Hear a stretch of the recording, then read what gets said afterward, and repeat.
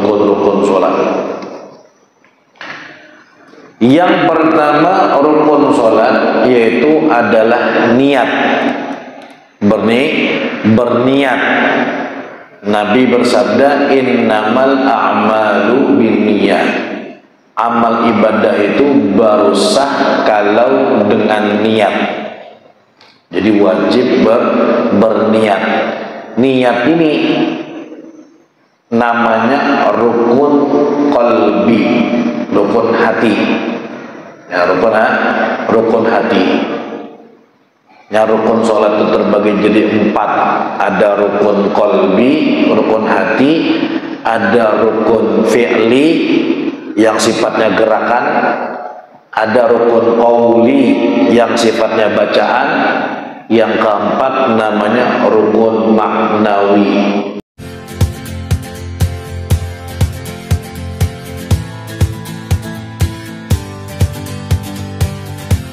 Assalamualaikum warahmatullahi wabarakatuh.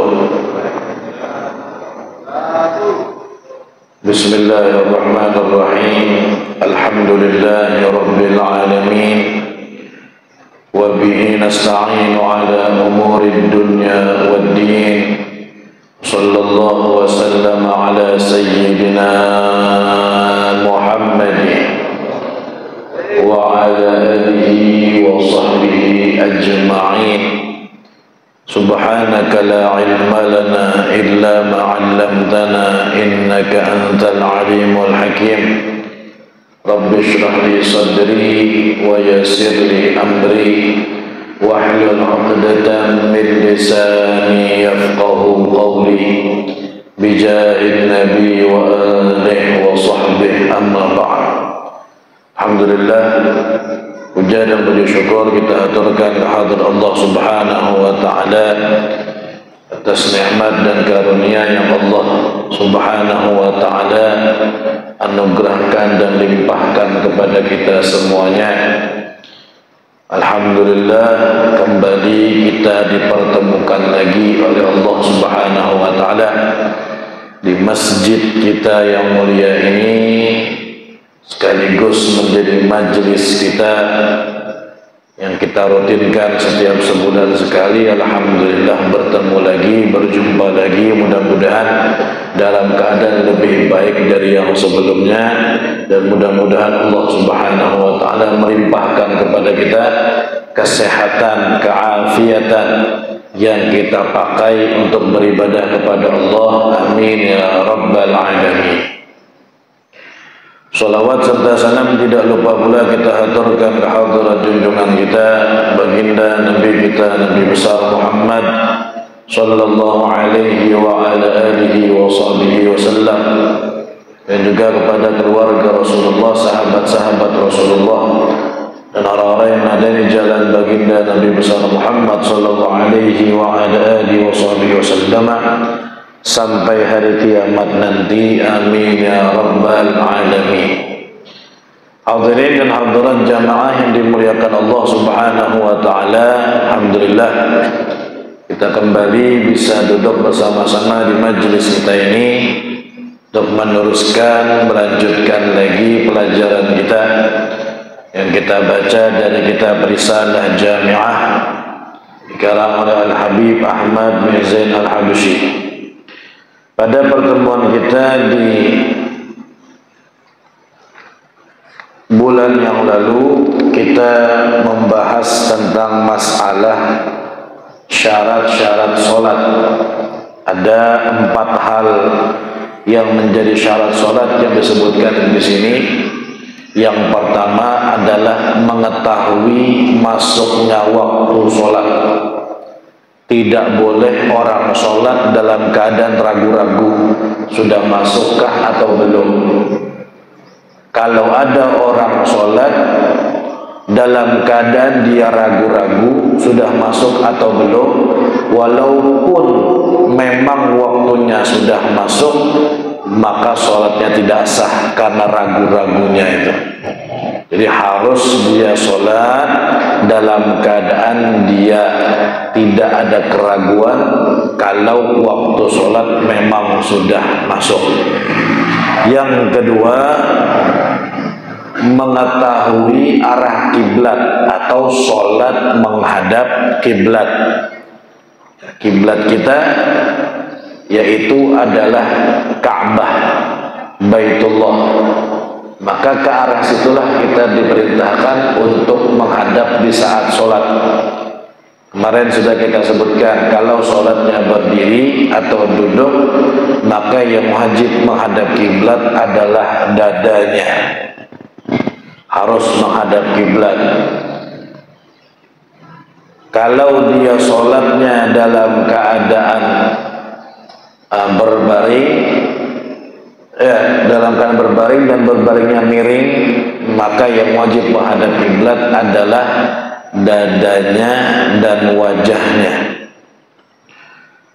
Kalau sholatnya itu dalam keadaan telentang, maka yang wajib dihadapkan ke kiblat adalah telapak kakinya dan wajahnya. Jadi kalau nya telentang itu, maka ngadap sini kakinya, kalau kiblat kita di sini, dan diangkat kepalanya sedikit supaya bisa menghadap kepada kiblat. Yang boleh sholat tidak menghadap kiblat hanya dua saja, yaitu ketika sedang berperang. Yang kedua, ketika sholat sunnah di saat kita di perjalanan mau keluar kota. Sholat sunnah dan ketika perjalanan mau keluar kota, itu boleh kita tidak menghadap kiblat.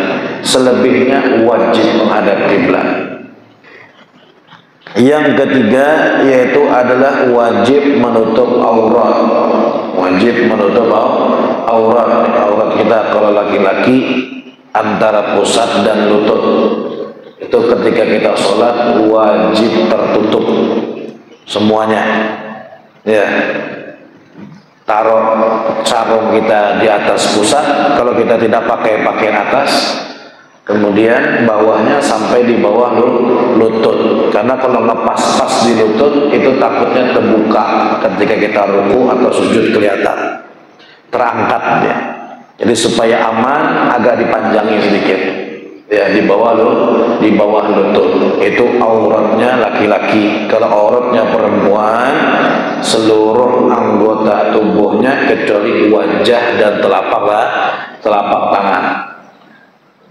Jadi wajib dia menutup semuanya ketika sholat, kecuali telapak tangannya boleh, dan juga wajahnya tidak boleh ditutup.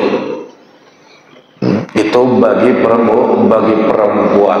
Dan ingat, kalau nutup wajah itu sampai sini, kainnya sampai sini, sampai dagu perempuan. Jangan ditaruh di sini aja, karena sini terbuka auratnya, bagian sininya. Kalau di sini, tapi di sini taruhnya ada di dagunya. Nah, yang keempat, ini sudah kita baca kemarin ya, kita ngulang aja biar ingat, biar nyambung pembahasannya. Yang keempat, wajib menghilangkan najis atau najasa dari baju dan badan serta tempat. Jadi harus suci dari najis, badannya, pakaiannya, juga tempat yang bersentuhan langsung dengan anggota tubuh orang yang sholat. Tidak masalah tempatnya ada najis tapi tidak bersentuhan dengan orangnya. Namanya di tengah-tengah najisnya tapi tidak tersentuh sama dia, maka tidak masalah, sholatnya tetap sah ya. Badan tidak boleh ada najis di badan kita, misal seperti darah atau kotoran, atau misalnya bangkai binatang seperti bangkai semut nempel di telapak kaki kita, misalnya kita sholat, nah, tidak boleh ya. Atau misalnya kotoran cicak ada di telapak kaki kita misalnya, itu juga tidak boleh, sholatnya tidak sah Nah, itu 4 syarat sholat yang ada di dalam kitab ini yang alhamdulillah sudah kita terangkan di pertemuan kita bulan yang lalu. Kemudian dan diwajibkan atas orang yang mampu untuk mengerjakan sholat fardu sambil berdiri. Diwajibkan atas orang yang mampu untuk mengerjakan sholat fardu sambil berdiri. Jadi tidak boleh sholat fardu, sholat wajib yang 5 itu dikerjakan dengan cara duduk kalau orangnya orang yang mampu. Berbeda dengan sholat sunnah. Sholat sunnah boleh dikerjakan duduk walaupun orangnya kuat, bisa berdiri.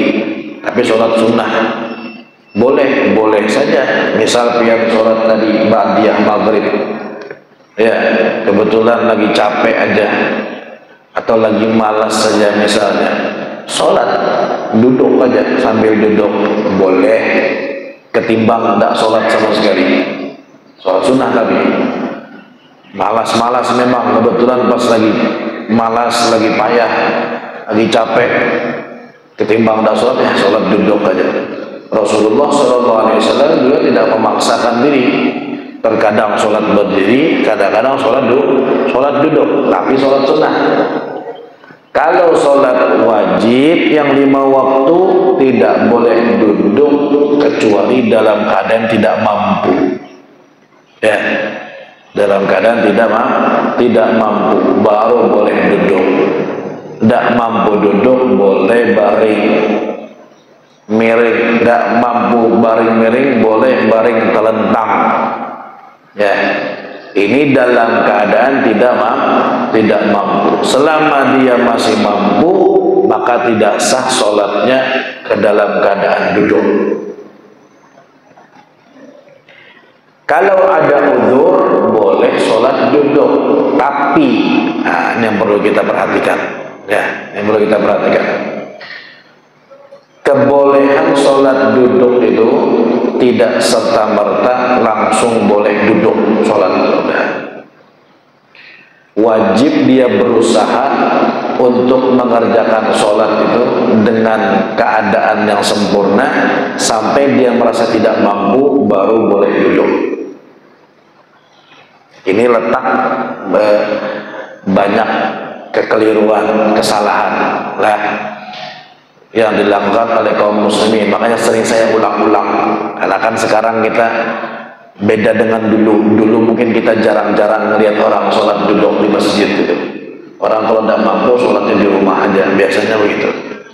Sekarang sudah pemandangan yang biasa, kita melihat orang sholat duduk. Bahkan masjid-masjid sekarang menyediakan kursi. Kalau dulu jarang-jarang ada disediakan kursi di masjid-masjid, kecuali di Masjidil Haram atau di Masjid Nabawi. Dari dulu memang banyak kursinya.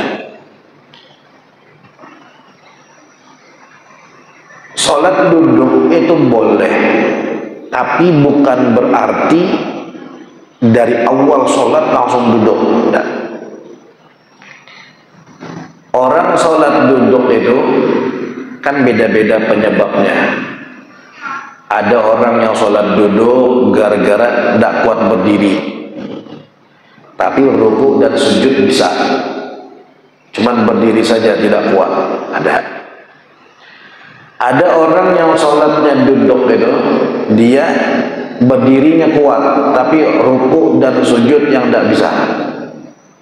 Beda lagi dengan yang pertama tadi. Ada orang yang sholatnya duduk gara-gara dia tidak kuat bangun dari duduk, mau berdiri lagi tidak kuat, sakit, tidak mampu dia, berat. Tapi berdiri dan rukunya kuat aja. Berdiri, ruku, sujud bisa aja. Cuman dari sujud yang kedua mau naik ke rakaat yang selanjutnya itu yang payah.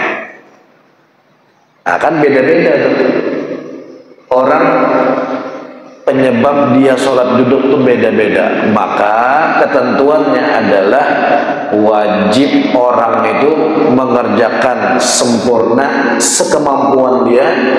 Di mana dia tidak mampu disuruh baru dia duduk. Paham ya? Misal ada orang yang tidak kuat ruku dan sujud saja, tapi berdiri kuat, maka sholatnya harus berdiri dulu. Baca Al-Fatihah, nanti pas mau ruku baru duduk. Duduk, dia ruku, kemudian i'tidal, kemudian sujud. Setelah selesai sujud, rakaat selanjutnya berdiri lagi. Ya, berdiri lagi. Atau misalnya dia tadi itu sama, cuman dia tidak kuat dari bangun untuk berdiri, sama tadi sholatnya berdiri. Rukuknya juga dalam keadaan sempurna, nanti mau sujud baru duduk. Ya, mau sujud baru duduk. Habis selesai dia sujud, baru berdiri lagi. Atau misalnya dia tadi tidak kuat berdiri, tidak kuat berdiri, kuatnya cuma semenit aja misalnya, maka wajib berdiri semenit itu wajib.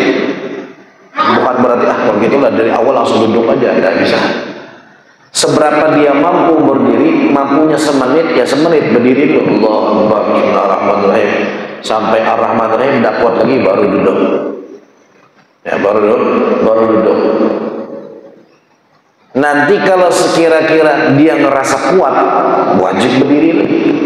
Sampai ternyata waladhdallin amin, imam baca surah lumayan panjang, ada ngerasa kuat dia, kuat nih. Biasanya habis duduk sebentar bisa lagi berdiri lagi. Ya, berdiri lagi. Jadi bukan berarti dari awal sholat sampai akhir duduk aja dah. Kecuali memang tidak mampu sama sekali melaksanakan semuanya, kecuali dalam keadaan duduk, ya baru boleh dari awal sampai akhir duduk.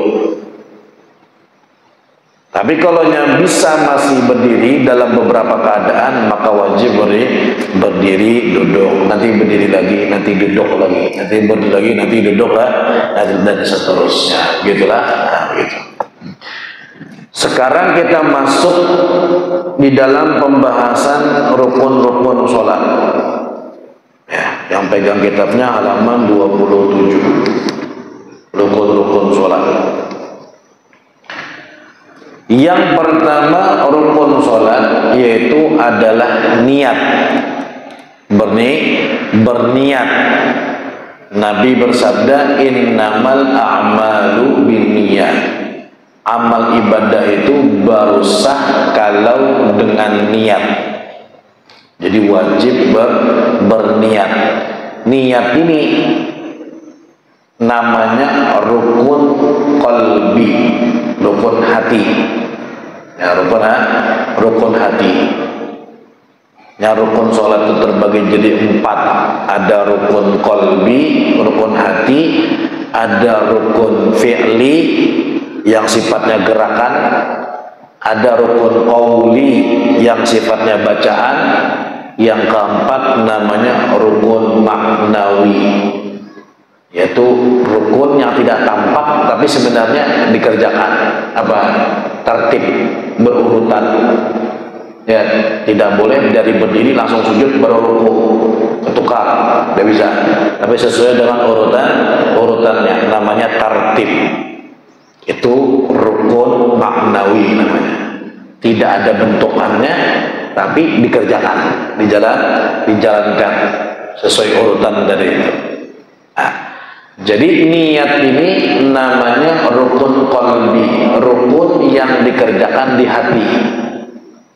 Karena letaknya niat itu di dalam hati. Adapun yang kita ucapkan, usolli fardhal isya'i arba'a raka'atin mustaqbil qiblati ma'muman lillahi ta'ala, yang kita ucapkan di lisan kita ini itu sunnah. hukumnya sunnah, tidak kita lakukan pun tidak masalah. Yang wajibnya niat itu di dalam hati kita, yang kita pasang ketika berbarengan dengan takbiratul ihram.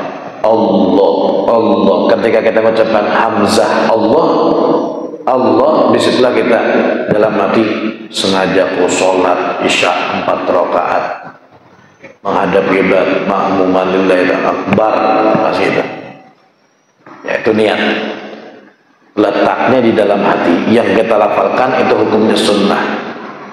Sehingga kalau seandainya yang kita lafalkan ini salah, tapi yang di dalam hati betul aja, maka sholatnya sah.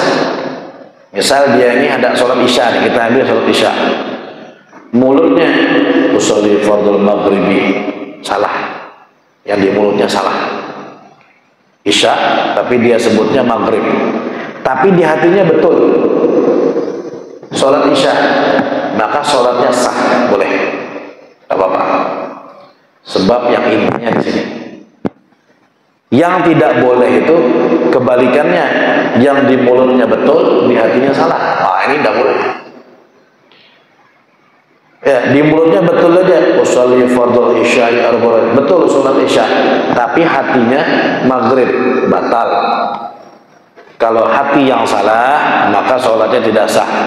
Tapi kalau yang di lisan yang salah, di hati betul, sholatnya tetap sah. Karena intinya adalah yang di dalam hati. Itu niat. Dan tidak boleh ragu-ragu niat itu. Harus yakin. Nih, rukun-rukun yang lain, kalau kita ragu setelah sholat, sholatnya tetap sah. Misal kita selesai sholat, assalamualaikum warahmatullah, assalamualaikum warahmatullah, sudah selesai, ya, selesai sholat. Tiba-tiba ragu, aku tadi rakaat pertama tadi sujud sekali kah 2 kali ya? Ya, rasa-rasa sekali, rasa-rasa 2 kali, ragu-ragu ya. Maka bagaimana sholatnya? Sah. Karena sholatnya sudah selesai. Dan dia ragu-ragu. Kalau yakin, ya batal. Yakin sekali aja sudah batal. Ini ragu-ragu saja, ragu-ragu. 1 kah 2 tadi saya sujudnya. Masih ragu-ragu dia. Tapi sholatnya sudah selesai. Bagaimana hukumnya? Sah. Tidak apa. Atau dia ragu-ragu setelah selesai sholat, assalamualaikum warahmatullah, assalamualaikum warahmatullah. Tadi rakaat ketiga saya baca Al-Fatihah enggak ya? Rasa-rasa baca, rasa-rasa enggak. Rakaat kedua misalnya, saya baca Fatihah apa tidak ya? Rasa baca, rasa enggak. Karena mungkin imamnya terlalu merdu suaranya, jadi sampai lupa baca Al-Fatihah. Masya Allah, ragu. Bagaimana hukum sholatnya? Sah, aman. Ragu sujud, ragu ruku, ragu baca Al-Fatihah, ragu apapun, kalau sholatnya sudah selesai, maka sholatnya tetap sah. Tapi selesai sudah, assalamualaikum warahmatullah, assalamualaikum warahmatullah, ragu dia, saya tadi niatnya betul apa enggak? Ragunya masalah niat. Kayaknya saya tadi bilang sholat maghrib niatnya, padahal sholatnya isya, ragu-ragu dia. Betul enggak tadi? Maka bagaimana hukum sholatnya? Batal. Tidak boleh ragu di dalam niat. Rukun yang lain ragu-ragu masih aman. Tapi kalau niat yang ragu-ragu, sholat lagi batal. Tidak bisa. Karena dia penentu, dia rukun hati namanya, rukun qalbi. Jadi mesti yakin niat. Harus yakin. Tidak boleh tidak yakin. Pas apa enggak ya niat saya, ragu-ragu antara pas atau tidak. Kayaknya kelamaan tadi saya takut, ragu-ragu dia, tidak bisa, batal. Ulang lagi. Nah, itu bedanya itu. Niat dengan rukun-rukun yang lain. dia menjadi pembuka sholat, ya, wajib hukumnya letaknya di dalam hati, tidak boleh ragu-ragu, harus yakin, itu niat. Kemudian niat ini ada 3 derajat, ada tiga kedudukan, tergantung sholatnya. Kalau sholatnya sholat wajib seperti sholat 5 waktu, itu sholat wajib. Nah, atau sholat jenazah, itu sholat wajib, fardu kifayah. Kalau sholatnya sholat wajib, maka wajib harus ada 3 di dalam niat itu. Apa? Usolli harus ada. Kemudian kalimat fardunya harus ada. Yang ketiga, nama sholatnya. Jadi 3 ini wajib. Umpamanya isya, usolli fardal isya, Allahu Akbar, dah cukup. 3 itu aja yang wajib. Selebihnya 4 rakaat menghadap kiblat, mengikut imam karena Allah Ta'ala, itu sunnah. Hukumnya sunnah. Yang wajib 3 itu tadi. Kalau sholatnya sholat wajib, usolli, kemudian kalimat fardunya, kemudian nama sholatnya. Ya, nama sholat. Kalau 3 ini salah satunya tidak ada, tidak sah. Tapi 3-tiganya ada, selebihnya tidak dipakai, sah. Nah, sholatnya tetap sah. Makanya supaya tidak terlalu panjang takbir kita itu, 3 ini aja yang kita masukkan di dalam niat. Allahu sholli Allahu akbar, sebentar aja. Kadang-kadang ada orang yang panjang, Allah, kayak bunyi Arab ya, kepanjangan. Karena dia berusaha memasukkan semua niat. Sengaja ku sholat fardu isya 4 rakaat menghadap kiblat, mengikut imam, tunai karena Allah Subhanahu wa Ta'ala. Panjang akhirnya. Dan takbiratul ihram tidak boleh terlalu panjang. Nanti kita akan bahas syarat-syarat takbiratul ihram. Tidak boleh terlalu panjang. Jadi supaya tidak terlalu panjang, 3 ini aja yang kita masukkan. Sengaja ku sholat fardu isya. Nah, pendek aja tuh. Allah usolli fardu isya, Allahu akbar. Nah, ya dalam hati, sengaja ku sholat fardu isya. Nanti yang sisanya 4 rakaat menghadap kiblat, mengikut imam, itu kita lanjutkan setelah akbar. Jadi ketika Allahu akbar, sengaja ku sholat fardu isya, baru lanjutkan 4 rakaat dalam hati juga, 4 rakaat mengikut imam, menghadap kiblat karena Allah Ta'ala. Jadi takbirnya tidak terlalu panjang, tapi sunnahnya juga dapat dipasangnya setelah selesai akbar aja. Nah, kalau kita masukkan semuanya itu kadang-kadang terlalu panjang, ya, terlalu panjang. Jadi kalau sholatnya sholat wajib, sholat 5 waktu misalnya, sholat jenazah, maka 3 ini harus ada. Kalau sholat jenazah, usolli ala hadal mayyit fardhu kifayah, sengaja ku sholat atas mayit ini fardu kifayah. Ya. 3 kalimat sengaja ku sholat, yang kedua kalimat fardu, yang ketiga nama sholatnya. 3 ini kalau sholat wajib. Nah, kalau sholatnya sholat sunnah, ya, sholatnya sholat sunnah, dan sholat sunnahnya ini sholat sunnah yang ada sebabnya, ada sebabnya, atau sholat sunnah yang ada waktunya. Apa contohnya? Sholat sunnah yang ada waktunya, sholat duha ada waktunya, sholat isyraq ada waktunya, qobliyah ba'diyah ada waktunya, sholat witir ada waktunya juga, Atau sholat yang ada sebabnya, seperti sholat tahiyatul masjid. Apa sebabnya? Masuk masjid, maka dia sunnah sholat. Itu sebabnya namanya. Atau sholat sunnah wudhu, itu ada sebabnya. Karena dia wudhu, maka dia sunnah sholat. Itu namanya sholat yang ada sebab. Ya, dua macam sholat sunnah ini. Itu wajibnya dua. Wajibnya dua. Yang pertama, kalimat sengajaku sholat. Yang kedua, nama sholatnya. Itu aja. Jadi kalau namanya sholat witir, usallil witra, Allahu Akbar, sengaja kau sholat witir, Allahu Akbar, dah cukup. Wajib cuma dua itu saja. Nama sholat, usallinya, menyengaja sholat, kemudian nama sholatnya. Tidak wajib dia sebutkan sunnah. Sengaja kau sholat sunnah duha, tidak wajib. Sengaja kau sholat duha, begitu. Hanya dua. Kalau sholat wajib ini tiga ya, tiga. Sengaja kau sholat fardu duhur, tiga. Kalau sholat sunnah yang ada waktunya atau yang ada sebabnya, dua. Sengaja kau sholat dan nama sholatnya. Usholli duha, Allahu Akbar, cukup. Sengaja kau sholat duha, Akbar, pendek aja. Selebihnya sunnah.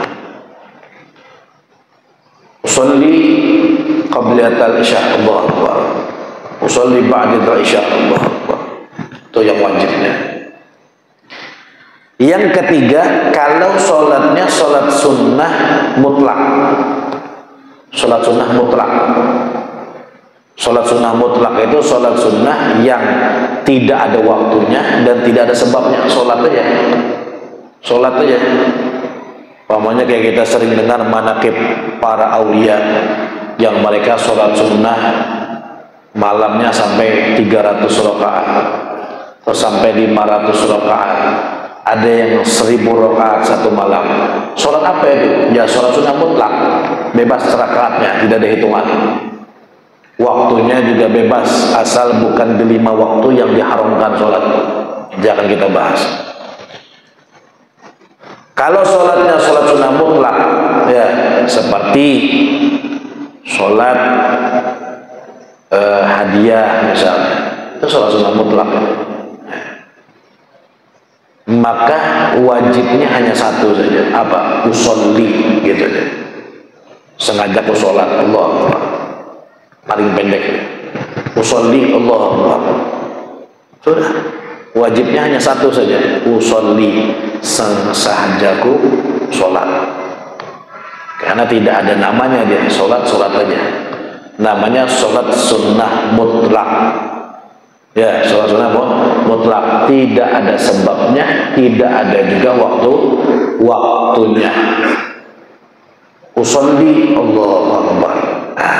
Jadi ada 3 macam niat. Sholat wajib itu 3 tadi itu, ya, sengaja kau sholat, fardunya dan nama sholatnya.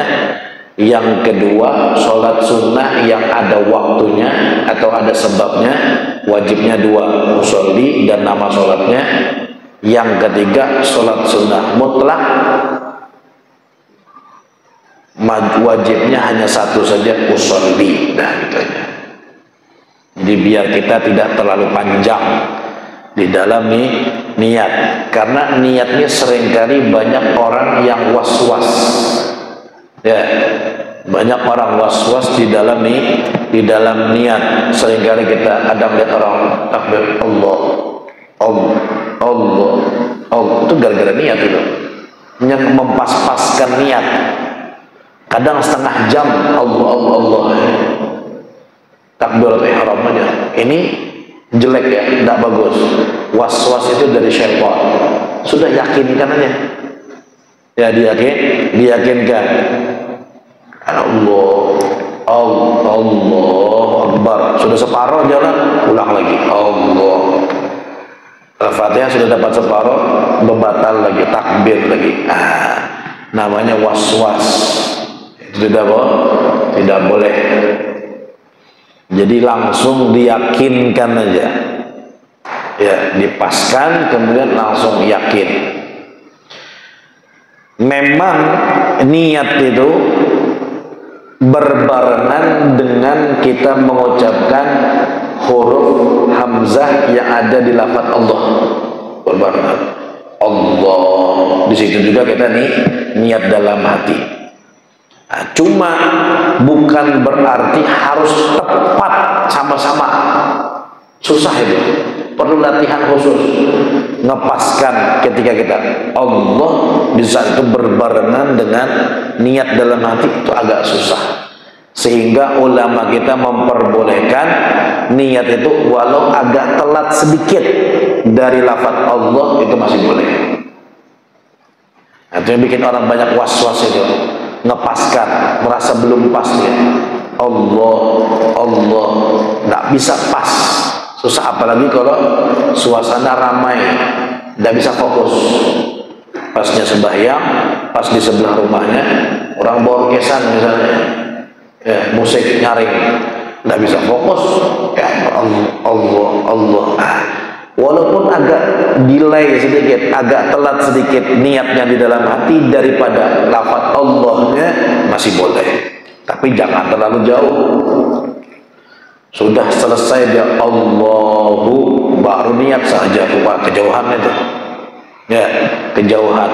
Masih di awal-awal juga, tapi agak telat sedikit tidak masalah. Jadi mudah sebenarnya, cuman kadang orang menyusahkan dirinya sendiri. Harus pas, harus betul-betul sama-sama berbarengan, ya repot, susah. Itu yang bikin was-was. Jadi tidak masalah agak telat sedikit. Yang penting ketika dia Allahu Akbar, di situ niatnya selesai. Jangan niatnya selesai duluan di tengah, akbarnya belum. Nah, itu yang tidak bisa itu. Baru Allah selesai dah niatnya. Jadi pas akbar itu kosong, tidak ada niat di tengah di dalamnya. Nah, itu yang tidak boleh. Kalau telat sedikit memulainya tidak masalah, tapi akhirnya tetap berbarengan. Ya, waktu isya-akbar begitu.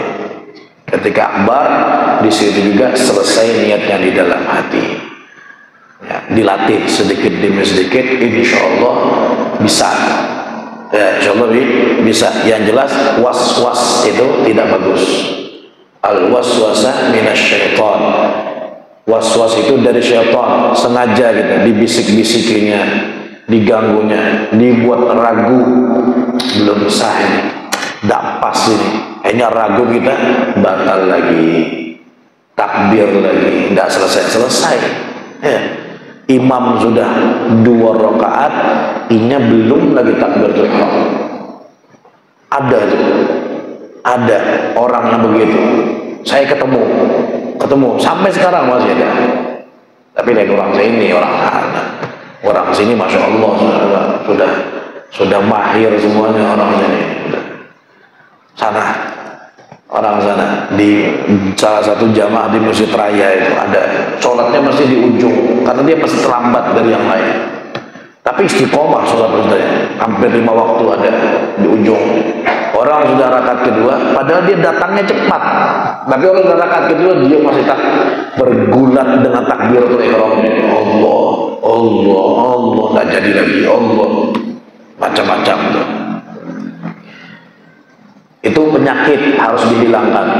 Ya, harus dihilangkan. Nah, itu rukun yang pertama.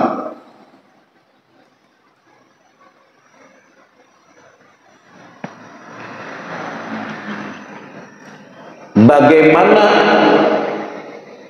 niat makmum, apakah wajib? Tadi katanya wajib 3 aja, ya, wajibnya hanya 3. Nah, niat menjadi makmum itu hukumnya sunnah, ya.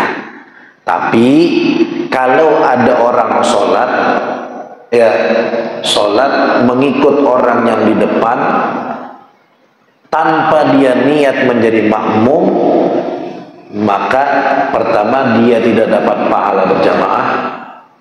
Yang kedua, kalau dia menunggunya terlalu lama, maka sholatnya batal. Ini ada orang sholat di depan, ada orang yang ikut di belakang, ya, ikut di belakang. Orang yang di belakang ini tidak niat menjadi makmum dia, tapi dia ikut gerakan orang yang di depan.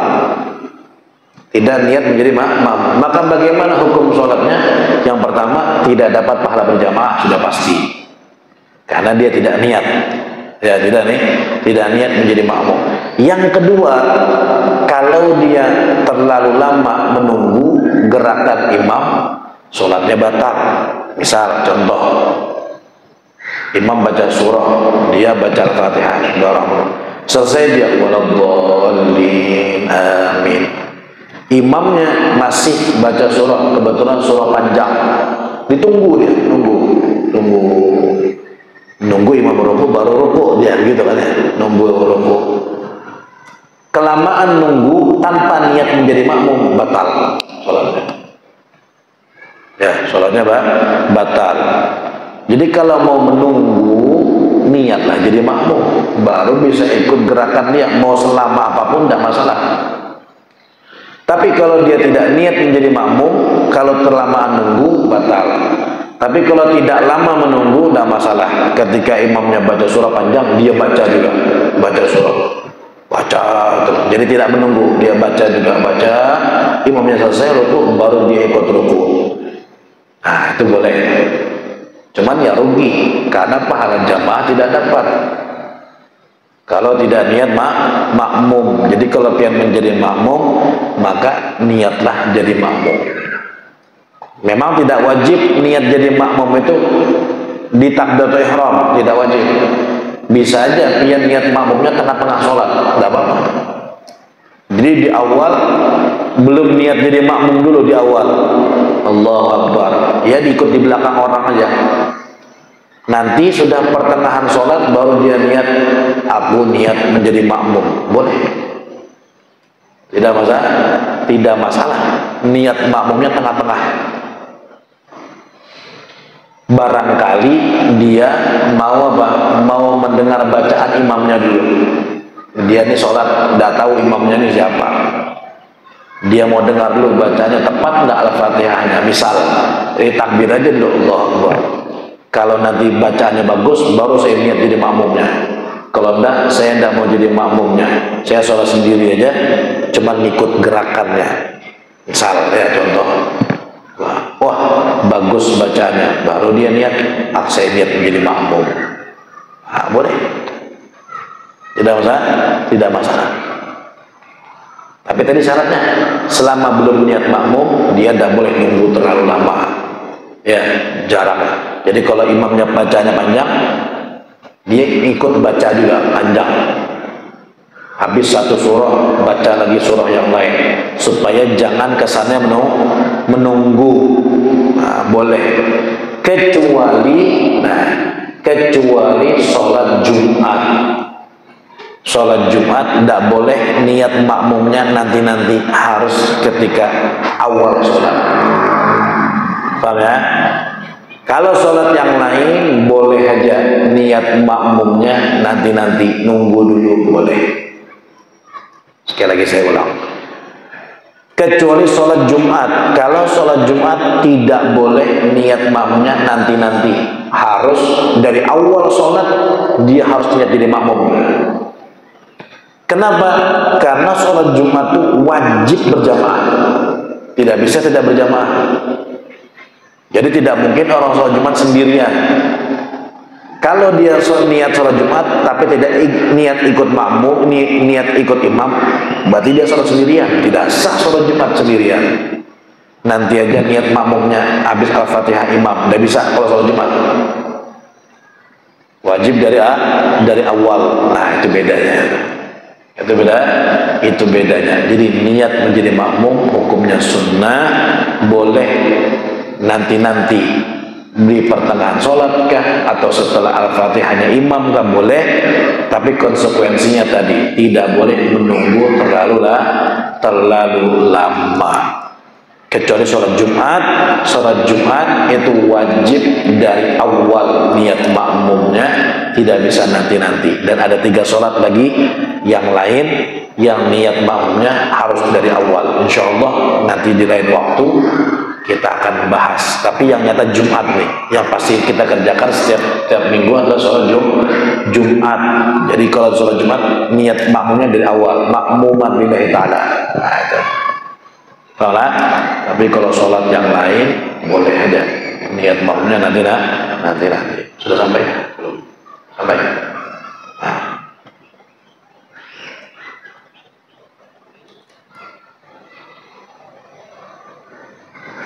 Satu lagi, termasuk yang wajib kita masukkan di dalam niat apa? Kalau kita sholatnya sholat qashar. Tahu yang sholat qashar? Sholat qashar itu meringkas sholat yang asalnya 4 rakaat jadi 2, zuhur 4 kita jadi 2, asar 4 kita sholatnya 2, isya 4 sholatnya 2 saja, karena kita sedang musafir, boleh namanya mengqashar sholat. Nah kalau kita sholatnya sholat qashar, maka wajib niat qasharnya ketika takbiratul ihram. Harus sholli fardhu dhuhri raka'ataini qasran lillahi ta'ala, sengaja qashar zuhur 2 rakaat mengqashar. Nah itu wajib tuh. Sholli fardhu dhuhri qasran, saja kalau sholat fardhu zuhur mengqashar. Allahu akbar. Nah, mengqasharnya harus di takbiratul ihram. Kalau kita sholatnya qashar, meringkas sholat, itu harus diingat-ingat tuh. Kalau pas lagi musafir, pian dari sini mau ke Samarinda misalnya, tengah-tengah mau sholat qashar zuhur, nah itu dimasukkan tuh. Harus ada di takbiratul ihram. Kalau dia lupa, sudah Allah Akbar, waduh lupa niat qasharnya, maka wajib sempurna 4 rakaat. Tidak boleh dia 2, tidak boleh. Siapa suruh lupa ketika takbiratul ihram, jadi wajib 4, tidak bisa 2. Kalau mau di awal sudah diniatkan qashran, nah, mengqashar karena Allah Ta'ala. Wallahu a'lam bishawab. Insyaallah kita akan lanjutkan pelajaran kita rukun yang selanjutnya, yaitu takbiratul ihram, di pengajian kita besok subuh. Mudah-mudahan panjang umur, sehat walafiat. Nah, pertanyaan tanya jawab juga insyaallah akan kita buka besok setelah kajian subuh. Mudah-mudahan Allah berikan kefahaman kepada kita di dalam ilmu agama dan bisa kita amalkan di dalam ibadah kita, dalam keseharian kita, dan mudah-mudahan semua amal ibadah kita diterima oleh Allah Subhanahu wa taala dan diberikan pahala yang berlipat-lipat ganda. Amin ya rabbal alamin. Ala hadiniyah wa kulli ma nabi sallallahu alaihi wasallam wa hadratin Nabi Muhammad sallallahu alaihi wasallam. Al-Fatihah.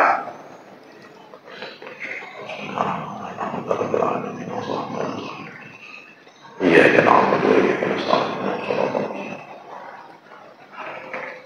Amin. Bismillahirrahmanirrahim. Alhamdulillahirabbil alamin wassalatu wassalamu ala asyrafil anbiya'i wal mursalin sayyidina Maulana Muhammadin wa ala alihi washabbihi ajma'in. Allahumma iftah 'alaina futuhal 'arifin, faqihna fid din wa 'allimna ta'wil wa hadina ila sawa'is sabil waj'alna minal 'ulama'il 'amilin wa min siratikal mustaqim. Allahumma akrimna bi nuril fahm wa akhrijna min dhulumatil wahm, zidna 'ilma. Rabbana atina fid dunya hasanah wa fil akhirati hasanah wa qina 'adzaban nar. Sallallahu ala sayyidina Muhammad وعلى آله وصحبه وسلم. بفضل سبحان ربك رب العزة عما يصفون، سلام على المرسلين والحمد لله رب العالمين. Ini dari ulun, kurang lebihnya minta maaf, salah-salah kata alam dari Allah. Hadza minni wa 'afu minkum. Wassalamualaikum warahmatullahi wabarakatuh.